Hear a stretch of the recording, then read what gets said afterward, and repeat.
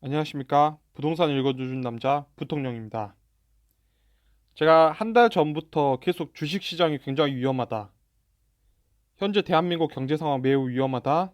그래서 앞으로 일본과 미국의 도움이 중요할 것으로 보인다. 한국 경제의 이런 경제 위기에서 결국 도움을 주는 나라가 일본이기 때문에 일본과 친하게 지내야 된다. 이런 영상을 지금까지 올렸습니다. 그리고 오늘은 주식시장을 읽는 법, 이게 부동산 시장과 마찬가지인데 주식시장을 읽는 법에서 가장 중요한 거, 그리고 위기가 오기 전 항상 나왔던 그 신호에 대해서 설명해 드리도록 하겠습니다. 이 자산가치 대 화폐가치 이 그래프는 뭐 제가 만든 그래프고 제가 만든 지표입니다. 이건 저의 이름을 걸고 저의 지표이며 제가 만든 지표입니다. 제가 만든. 그러니까 이 지표만 너가 설명하냐 하면서 저에게 반론을 제기하실 분도 많으실 겁니다. 그러나 자산가치와 화폐가치는 지난 20년, 20한 몇 년, 20한 2년 정도에 되는 대한민국에 있는 지표들 중에서 가장 경제 위기를 가장 확실하게 보여줬던 그 지표들만 모아서 자산가치의 상승분과 화폐가치의 상승분이 어땠을 때 이 그래프가 어떻게 나오고 그 결과 대한민국 경제가 어떻게 됐는지를 보여주는 그래프를 제가 만든 겁니다. 그래서 이 기간을 제가 보니까 항상 2배 이상이었던 곳에서 2배 이하로 내려왔던 지점들, 그 지점들이 항상 위기였다는 사실을 발견했습니다. 그래서 한 달 전부터 저는 계속해서 대한민국 경제적 위기가 올 것이다. 왜냐하면 2배 이하로 떨어졌던 지점이 97년도 그리고 03년도, 03년도는 우리가 흔히 알고 있는 뭐 경제 위기까지는 가지 않았지만 03년도 주식 그래프조차도 상승장이 아닌 하락장이었습니다. 대세 하락장이었습니다. 그러나 03년에서 04년은 바로 그 기울기를 2배 이상으로 올려줬고 그 올려준 이후로 4, 5, 6 이렇게 7에서 대한민국 경제가 굉장히 좋았던 시기였죠. 이 시기는. 그러나 07년도에 있었던 07년도에서 08년도 내려가면서 이 그래프 찍고 나서 바로 그 해 2배를 올라가지 못한 상황에서는 항상 전 지구적 위기가 왔습니다.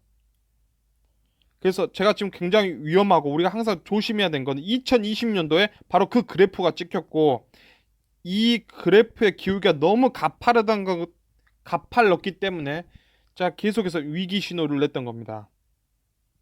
그래서 가장 먼저 반응하는 건 주식시장입니다. 이렇게 해서 가장 먼저 하는 게 주식시장이고 이게 부동산 시장으로 옵니다. 부동산 시장으로. 그러나 부동산 시장은 매매가 활발하지 않기 때문에 매물이 나오기가 굉장히 어려운 시기입니다. 반면 주식시장은 굉장히 사고 파는 시장, 유통시장이 발달되어 있기 때문에 또한 파생시장 또한 그렇기 때문에 그 폭 자체가 부동산 시장보다 훨씬 크죠. 그래서 그 위험성을 제가 항상 경고하고 있던 겁니다. 그래서 지금 우리가 이 시기에 2020년도에 이게 찍히기 때문에 어떻게 해야 되냐? 이건 너무나 명확하고 주식 시장과 반대되는 시장에 대한 투자 당연히 이런 거 있을 겁니다. 그러나 저는 그 김대중 대통령께서 남기신 명언, 이 옥중서신에서 남기신 명언을 저는 여러분께 알려드리고 싶습니다. 사람은 자기 힘으로 어쩔 수 없는 난관이나 불운에 부딪힐 수 있다. 여러분들이 열심히 분석했고, 여러분들이 열심히 사셨지만, 지금 구간은 어쩔 수 없는 2배 이하로 떨어졌고, 이건 대한민국 정부가 그렇게 만든 거고, 이거는 어떤 정부가 만든 겁니다. 이 정부는 어떤 정권을 말하는 게 아니라 지금 현 시대, 지금 이때에 대한민국은 어쩔 수 없이 자산 가치가 올라가기 힘든다. 위험 자산의 가치가 올라가기 힘든 구조로 만들어 놓을 수밖에 없는 구조에 도달했다.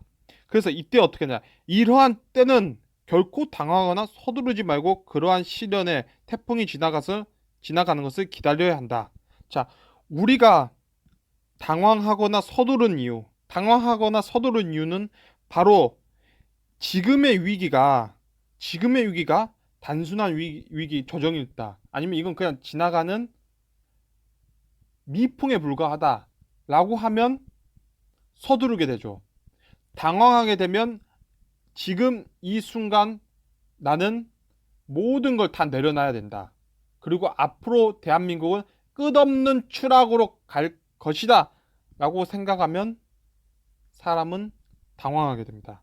그러나 우리는 이미 이 지표, 자산가치, 화폐가치 지표 가치를 알고 있기 때문에 올 거를 이미 예상하고 있기 때문에 우리는 대비가 되고 두렵지가 않는 겁니다.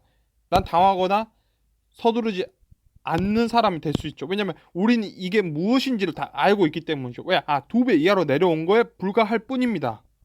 여기서 중요한 말은 이러한 시련의 태풍을 지나가는 거 우리가 기다려야 되는 거예요. 우린 지금 2020년, 2021년, 2022년 바로 이 구간에 들어와 있다면 우린 기다리는 거예요. 당연히 기다리는 거예요. 기다리는데 다만 이 기간 때 여러분들 당황하거나 서두르거나 모든 걸 포기하거나 그러지 않고 다시 때가 왔을 때를 위하여 노력과 준비를 게을리 해서는 안 된다는 겁니다.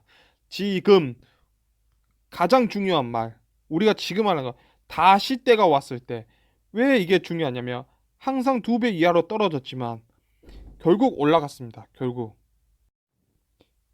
2배 이상으로 올라갔습니다. 그러니까 우리는 이 시점에 때를 기다려야 됩니다. 그리고 이 때를 기다리면서 앞으로의 시장, 앞으로의 미래 기술에 투자되어 있는 회사를 발굴해야 됩니다. 회사 발굴이고 또한 부동산 또한 앞으로의 미래의 기업들이 위치해 있는 곳의 부동산을 우리는 노력하고 준비해야 됩니다. 이런 부동산을 우린 연구해야 되고 앞으로의 미래를 내다보는 해안을 가지는 이 시기에 도달하면 결국 다음에 2배 이상으로 올라가는 이 시기에 코스피는 3,000포인트로 가는 겁니다. 지금의 위기는 두보 전진을 위한 후퇴인 겁니다. 그래서 주식시장 위기 전에 나오는 신호 2배 이하로 떨어졌다. 하지만 당황하거나 서둘지 마라.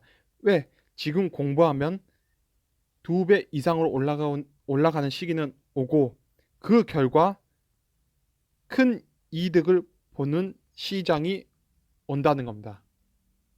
지금까지 시청해 주셔서 감사합니다.